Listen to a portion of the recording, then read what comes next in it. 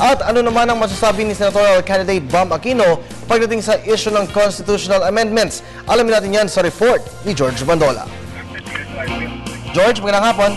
Magandang hapon, Kirby. Mas dapat na patatagin muna ang kalagayang politikal ng bansa kaysa sa usapin ng charter change. Para kay Team Pinoy Senatorial Bet Bam Aquino, pabor siya sa pagbabago ng ilang probisyon ng saligang batas, basta para lamang ito sa magpapaangat ng negosyo anya at pagpapasok ng mga foreign investors sa bansa.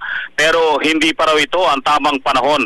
Para kay Bam Aquino, 3 taon pa lang dam ng Administrasyong Aquino ang matatag na pangkalagayang politika matapos sa taong ng rehimeng Arroyo kung saan umano nakita ng bansa ang political instability o hindi matatag na pangkalagayang politikal ng ating bansa.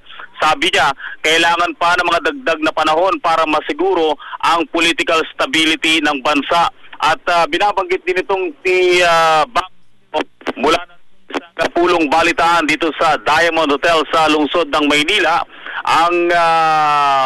ang bansa o ang kabataan nakasave o nakapagtipid ng habot 250 billion pesos bawat taon simula nang umupo ang Administrasyong Aquino at laban noong 2010. Marami dapat na gawin, lalong-lalo na ang Pangulong Aquino at ang kanyang administrasyon at ang mga kaalyado nitong mambabatas sa ngayon para masigurong ang red tape, ang pagpapababa ng presyo ng kuryente at ang pagpapahalaga sa kapaligiran ay maimplementa sa lalong madaling panahon.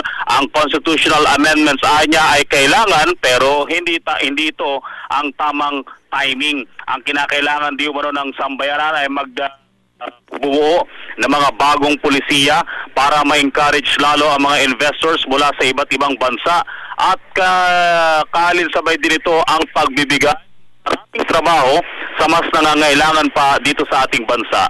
Sa pork barrel, sinabi nitong si Bam Aquino na hindi siya in love sa pork barrel pero ayaw din naman niyang sabihin na di umano niya ang mga pidafo ang pork barrel, bagkus gagamitin niya raw ito sa tama at sa transparent na pamamaraan.